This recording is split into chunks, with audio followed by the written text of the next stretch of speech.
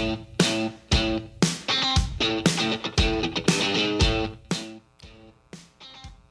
right, ladies and gentlemen, welcome to Bacon Buddies. Our first episode going to be recorded today. It's Monday morning. I'm with my buddy Marlo. It's a podcast hosted by Pig Farming Buddies, which I'm Chad. And I'm Marlo, and we're here to talk about everything food, farming, and friendship. And basically, everything's on the table. Absolutely. Everything's on the table. So I guess the first thing is, how did we get here? I mean, how did this podcast come about? And really, it's been on the back burner for Marlo and I for probably about a year at least. Yeah, I would say. And you know, when January rolled around, New Year, new me, it was either a workout program, I was going to join a gym, or I was going to do this podcast. And you can see what I chose, right? The podcast. But I got on the phone with Marlo, and she felt like we needed to do it together, film together, so we could kind of energize, I guess, and feel that energy. And we got a lot of energy together. We're going to be exciting for sure. But so Marlo started looking for a place. And how did that come about, Marlo? I mean, it's kind of hard to think about how you were going to record a podcast because it's so technical. You know what I mean? We definitely weren't going to be able to do it on the farms or in our house in the barns. with our kids running around like, Mommy, Mommy. Yeah. That'd be a great podcast. But so we called the University of Mount Olive, which is where we're currently sitting, in their media room, and come to find out they have a podcast room. Like, how amazing that they have a podcast room. So we decided to start here at the University of Mount Olive at our first ever podcast, and they so graciously are letting us use their media room. Absolutely. And this is like a legit recording studio. I mean, I feel like I could probably do a country album in here. I swear, I'm about to bust out a rap. Oh, watch out, watch out. Yeah, just kidding. But this is going to be a great podcast. We are going to talk about food and farming and agriculture. Marley, what are some of your ideas for the podcast? What's your intentions for the podcast? You know, I think it's really my biggest mission with this podcast is just to connect people to farmers. I feel like all the time, people in ag, we talk so much about these issues going on, not only in agriculture or what's going on our farms, but also food production and the way that things are grown and how livestock is raised. And I just feel like the average consumer nowadays is sometimes 4 or 5 or 6 generations removed from the farm, so they just don't understand what we're doing out here and the science and the technology and how amazing farmers are at growing their food. So I really want, I guess my biggest part of doing that podcast is to connect people to farmers like me and you, and to help educate and kind of, you know, just kind of bridge the gap between the consumer and the farmer. Absolutely, absolutely. And we'll get to this a little bit, but Marlo and I both have a farming background, and we both have an advocacy background for agriculture. And I want to share, for me personally, I want to share some of those experiences, and just kind of keep people up to date on what's going on as far as advocating for agriculture. But also, I want to have an open mind and just kind of let this podcast grow in whatever direction it may go. Absolutely. We just want to, maybe if we have some suggestions from our listeners at Bacon Buddies Podcast, if you're looking for it, we'd be glad to have those suggestions. We're going to have some guests on at some point once we get that ironed out, but just looking forward to wherever it leads us. Absolutely. So, cool deal. So, Marlo, let's talk a little bit about growing up. What part of that do you want me to start with? It was wild, wasn't it? Yeah. Oh, man, I tell you, I'm sure your childhood was a lot like mine growing up. I had a great childhood, but let's start with, what's the first time you remember going on the farm with your dad or your family? Oh, man, that's a really tough one because I have so many good memories. But I think, like, honestly, for me as a kid, I didn't really grasp the fact that my dad was a pig farmer. Like, I just thought I was going to go play at a farm. Like, I didn't understand what we were doing out there. Like, it was just like, oh, everybody must have this, right? Like, everybody farms.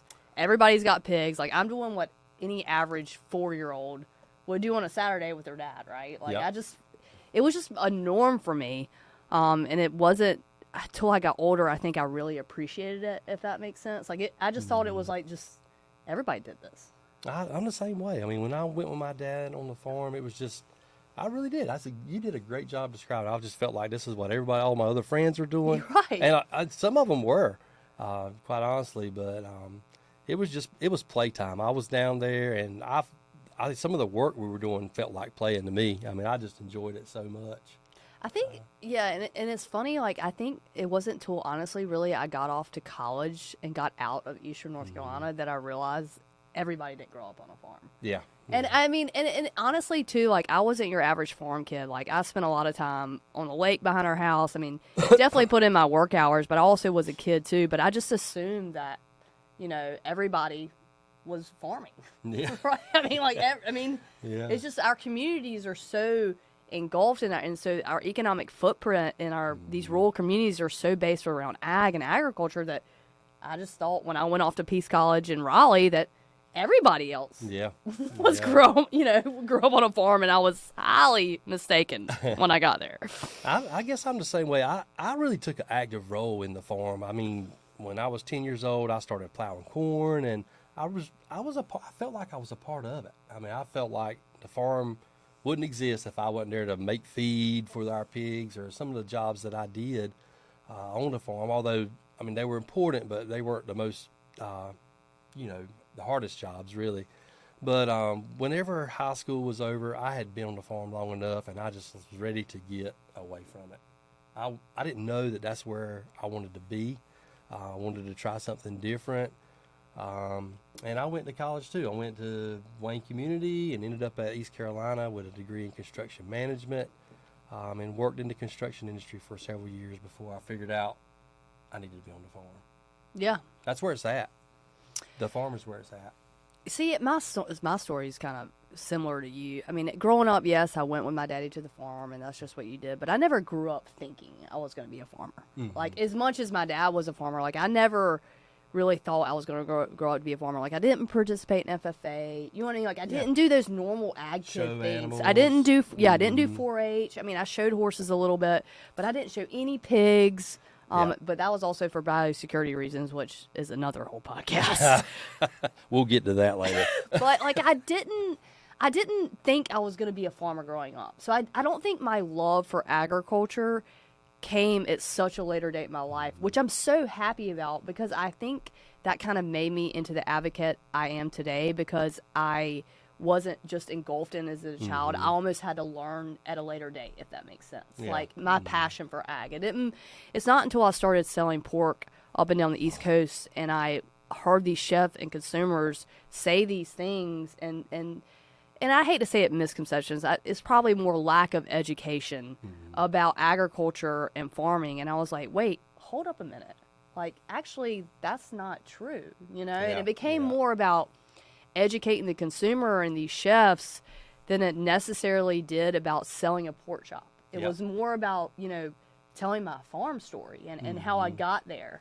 That's how my kind of advocacy, it became. I mean, I feel like I didn't really become a farmer until I was 25.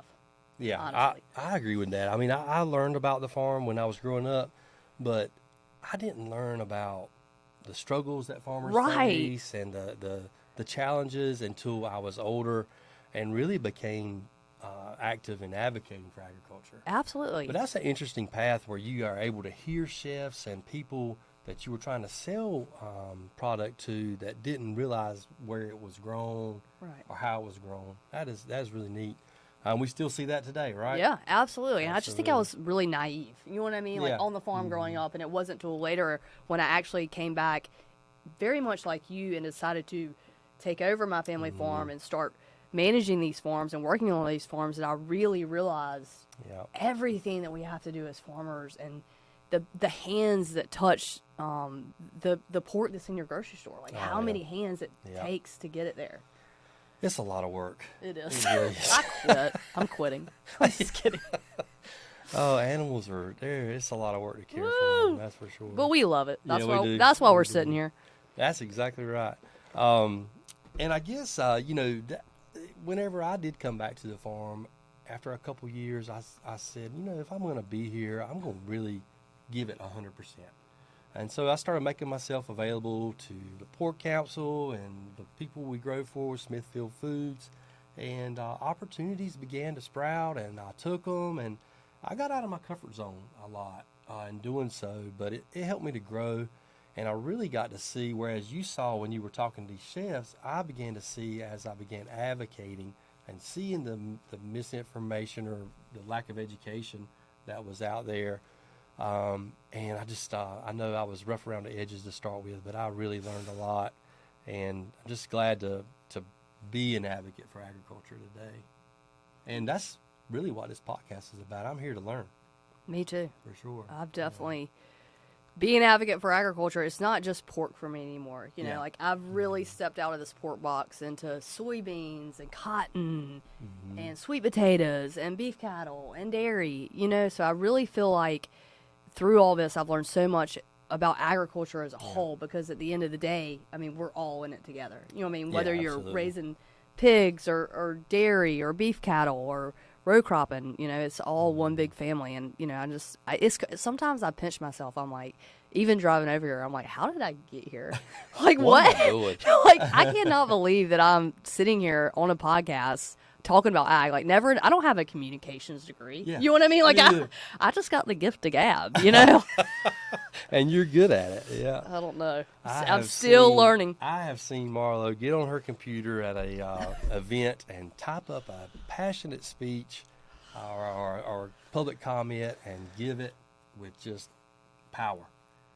You got it for sure. I try. Maybe I should have been an actress. Maybe. I don't know. So. Hey, I'm about to. I found my second calling through a podcast. So, Marlo, let's talk about your role with Feed the Dialogue and maybe how that came about. Sure. And I know that's the advocacy part of where we're at in our journey. Sure. Let's talk about it. Yeah, absolutely. I kind of took, again, I feel like I took the long way back into ag and took the long way to Feed the Dialogue. But it's kind of like what I said earlier. I was, selling pork on the East Coast, and I was interacting with all these chefs and the consumers, and I realized that my passion wasn't necessarily about pork chop, selling a pork chop, but more about, educating the general public about my farming story and where their food comes from. So I sold that company to my cousin, the pork side of things, and I was looking around at finding a job in advocacy work, and Feed the Dialogue kind of fell into my lap, honestly, through other cohorts in the advocacy group that we all work with. And I interviewed for the job, and I started as their first executive director in 2017. Feed the Dialogue is a nonprofit which kind of is all about education and bridging the gap between the consumer and the farmer. And we do a lot of social media education, and we are here to kind of talk about where your food comes from and how it's made and the farmers that produce it. Man, and I know because I read you guys' post and follow your social media. You've had to have learned a ton, because I've learned a ton just by reading the post. But you've actually been on set and talked to some of these farmers that you've interviewed. You've had to have learned a lot. Oh, absolutely. I mean, I was a halfway farm kid. I wouldn't even call myself a full farm kid who had just been around hogs their entire life and a couple of trail horses, and all of a sudden I'm stepping into soybeans and yields and a whole nother aspect of agriculture that I had nothing about. I mean, I didn't. I mean, when I was in high school, I didn't participate in FFA. Like, when I mean that I was the uneducated one, like I didn't know anything. So it's been amazing, and honestly, Feed the Dialogue is such a team effort. It's not just me. It's my great social media team, Marissa. It's my board members and the commodity groups that participate with Feed the Dialogue. They're the real, they're the ones that make me better. And they're the heart behind Feed the Dialogue, or the commodity groups and the farmers themselves that are out here helping me tell their story. Marissa makes us look good, doesn't she? She definitely does. Way more legit. Thank you, Marissa. Way more legit. We're going to have Marissa on the show sometime. Yeah, I'd love to. Yeah. And speaking about an amazing advocate, I feel like she's like the OG. You know what I mean? She's like behind the scenes kind of. I know. That's what makes her so amazing. Yeah. She is amazing. And you're talking about learning. I'm a pig farmer, so I know how to raise pigs, right? And I don't know. Even though I grew up, we had soybeans and a little bit of row crops. I was a kid then, and I didn't know what I was doing. I was just doing what I was told. But now, today, I know about, like I said, I know about pigs, but I don't necessarily know about soybeans or sweet potatoes, even when you plant them or how you harvest them. I mean, not how you harvest them, but just there's a lot of things that even I, as a farmer, a pig farmer, don't know about agriculture. And that's why I'm excited about this podcast to learn. I mean, you've had that opportunity to feed the dialogue because you guys reach across the broad spectrum of farming, but I'm just excited to learn more about agriculture. Absolutely. And it's amazing, like you saying that really kind of struck a chord with me about how, honestly, people don't realize how specialized agriculture Yeah. is. I mean, how, like, farmers are really, as much as they have many different areas that they can grow on their farm, they're so specialized and it's so technical, and the science behind it and the technology and the reasons why we do what we do, which obviously that's the reason that we started this podcast. And we're going to get into all that. This is just our first session. Yeah. First episode. Yeah. So we got a list of all the, why we do things on the farm. And honestly, some of those topics that are really hard to talk about. They are. Like, They I mean, are. I mean, especially I feel like being a North Carolina pig farmer, I feel like we are like the poster child of misinformation and just attacks that I'm so glad to actually kind of bring a voice to our side of that. Yeah. And those that misinformation, those attacks are what really I think drive me to, as we research and try to find things to talk about on here, is finding the people that know. We don't go to an environmentalist or a river keeper and ask about how you raise a pig, right? You go to the pig farmer. So Right. we want to make sure we're going to find out who knows, and we're going to find out the truth as we explore this podcast. I guess, my role in advocacy in 2018, I got the opportunity to be a part of NC Farm Families. I was asked to be their director. Another out of the box moment for me. I was way out of my comfort zone, way out of my league. But I jumped at the opportunity. I just want to be involved and be a part of it. And like you said, the team, they've kind of smoothed and polished me. I still got a lot of rough edges, but I've enjoyed the journey, and I've learned so much about, agriculture and who's trying to dismantle it as we know it today, and who's trying to help build it up and keep going. So I've enjoyed that role. So that gives a little bit of background on our advocacy backgrounds, I guess. But anyhow, excited to keep on sharing for sure. Let's take a break, Molly. Okay. Let's sit back and chill. Yeah.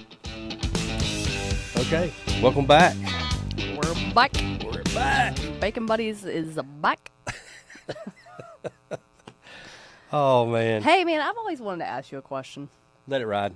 If you could be any other type of farmer, what would you be? Oh, my gosh. I'm not going to say what. Should I be scared of your answer? Like, I feel like you just gave me a look of concern. Well, I tell you, whenever I was growing up, we had livestock and row crops, right? So I got a little taste of everything, and I actually enjoyed the row crop side of things better growing up. I mean, I like being on the tractors, and I like mechanical things. I like being out in the neighborhood in different fields, whatever it may be doing. And livestock, the pig farming part is just it's a whole different mindset. It takes a different, not a different individual, but you just gotta have a, I don't really know how to explain it, how to be a good pig husbandry, or pig husband, I guess you want to call it. You're my pig husband. I'm a pig husband. But pig husbandry it just requires a different mentality. But if I had to say, I would probably be some type of row crop farmer if I was going to be a farmer, Yeah. a different kind of farmer. How about yourself? Like, I like your answer because it's very true about livestock. Yeah. Like, it's just a different breed. Yeah. No, like, Yeah. pun intended. It's a different breed. Yeah. I would probably be like a cattle woman. A cat, like cowboy hat and everything? See, honestly, I'm so embarrassed to admit this as a person in agriculture, but I say that, but I'm definitely afraid of cows. Like Really? I don't know, man. They scare me. Like they're Like if just, you're in the Penguin one, like, you're keeping I mean, your eye on it. I've went up and toured so many cattle farms, and you know the Harwood sisters up in like the Western, they're so bad to the bone, and they are just out there getting it. Like they got a cell barn, they got their own like livestock breed and special genetics, and they are just boss cowgirls. Wow. But they're not cowgirls. Like they aren't riding around on horses. They are just cattle women, Yeah, in a sense. yeah. And like we went toward their facility, and there are 5 of them, and they're just amazing. And I was like, man, I would love to like be this bad to the bone Yeah. cattle woman, but I literally just there's something about cows, man. I don't know if it's the look in their eyes, like the look can't at trust you. them. Yeah, like, Yeah. there's something about cows that I'm like, as a farmer, I probably should not admit that, but they scare me to death. Yeah. But in my mind, I'm like this bad to the bone, like I'm roping them and like Yellowstone branding them. You know what I mean? But it's not really. Yeah. But I think I would probably be in livestock, because I feel like livestock's like my heart. So either Yeah. cattle or turkeys, poultry, chicken. Mm-hmm. I'd love to have some laying hens and maybe raise some eggs. And we'll talk about why eggs are so Mm-hmm. Yep. expensive on a later podcast. Yeah, that's a good discussion. That's a good, yeah. Yeah. But so I don't know. I'd probably definitely stay in livestock. I mean, but pigs have always had my heart. Yeah, pigs have mine too. It's just frustrating sometimes when something happens and you really don't know. It's just like the medical field. Sometimes you don't know why things happen. And I like to know and be able to fix, like in a mechanical situation. Sure, yeah. So, And I think that's what bothers me so much when people are like, oh, these factory farms, and like trying Mm-hmm. to downplay us as family farms. Then I'm like, I wish it was that easy. Oh, that yeah. I walked into my pig barn, pressed the button, and boop, a pig popped out. Like that looked exactly the same weight, the same everything. Like I wish it was just a perfect pig. That's what I mean. Like this, Mm-hmm. when everybody, just the word factory farm, it really is such a degrading thing to say about Yeah. farmers, and it's a made up term that somebody that has an anti-ag agenda created to put us down. I mean, Yeah, especially when we're spending so much time walking through our know. pigs every day, and it's the individual pig treatment that our pigs get, and it's frustrating to hear that when I know we care for our pigs the best of our ability. absolutely. But I feel like that's another podcast too for another yeah, time. there's I could talk about We could that go for rabbit hours. trails all day I long. That's swear. right. So let's talk about how we decided on the Bacon Buddies name. When I thought about this, I was just like, it just flat fits. I Yeah. mean, we're buddies. Yep. And bacon is what we do. Yeah. Bacon Buddies is just, there's no other name for this podcast. I know it. I don't even really know how it came about. Like I don't know if I feel like I was on the phone with maybe Jen or Marissa or Maybe. somebody, and I was like, man, what are we gonna call this thing? Like, I'm what? gonna credit Jen with it. Yeah. Oh yeah. I think it was Jen. I really Yeah, do. I think it she was was like, Jen. what about Bacon Buddies? I was like, man, I really like that. Like BB. Shout out to Jen for I such swear, an epic yeah. name I for our know. podcast. I know. Yeah. I don't know. I feel like Bacon Buddies kind of goes with who we are, and then, everything on the table is kind of a line that I like to say, because we are talking about everything about Yeah, ag. absolutely. Like anything that people want us to talk about. If you got a question, tag us in the comments, or you can find us at baconbuddypodcast.com on Instagram. And let us know what you want us to talk about. Yeah. I feel like, farmers, we're not the best. I mean, you're not going to find my 65-year-old dad out here on Facebook or Yeah. Instagram. My It's dad really either. up to like millennial farmers like us to kind of open Yeah. that gate for communication, because honestly, farmers are too busy farming. That's right. That's right. I mean, like and the average farmer nowadays is 65 years old. Yeah. And I cannot count the times that somebody's like, well, you don't look like a farmer. And I'm kind of like, well, Well, what? get your straw hat and put some hay in your mouth. I and swear. I mean, like, do you want me in my pitchfork and my coverall? Like, what do you want me to look like? You know what I mean? Like, I'm trying to Yeah. combat that. I feel like for when kids were taught that, like, old McDonald had a farm. You know what I mean? I'm supposed to. E-I-E-I-O. Yeah, like I'm supposed to be this old 65-year-old man with my straw hat and pitchfork out here on the farm, and that's just not the reality of where agriculture is Yeah. today. As a woman in ag, especially. Maybe Marissa will cut to the picture of you and I with a pitchfork. Yes, please. On the Marissa. video part, Yeah, right? add that in, Marissa. Add that in, I think yeah. that's going to be our backdrop. Ooh. Okay. We're working on getting some more, kind of setting our studio up, getting some Bacon Buddies, coffee cups, maybe a backdrop. Yes. We're rocking the green screen right now, though. Hey, if anybody has an idea about what our backdrop should Yeah. be for Bacon Buddies, please let us know. Yeah, leave it in the comments. Yep. At Bacon Buddies Podcast. All right, let's wrap this thing up, Marlo. We've All got right. this is our first episode. We just really wanted to get who we are, what we're about, where we're headed in a general direction. We can go in a lot of directions, but so let's wrap it up. Fun farm fact of the day, Marlo. What's it going to be today? How about, since in honor of the name of the podcast, we give a little fact about bacon? Fact about bacon. I love bacon. That's a fact. Yeah, I love bacon too. I put bacon on anything. I'll put bacon. Marissa told me she eats 18 pounds of bacon bits per year. So I love bacon. I'm bits, sorry, too. Marissa, for throwing you out there like that. But did you know that the average American eats 18 pounds of bacon a year? 18 pounds. That's amazing. So, like, whenever my family cooks bacon, I cook 2 pounds. I mean, that's just a given.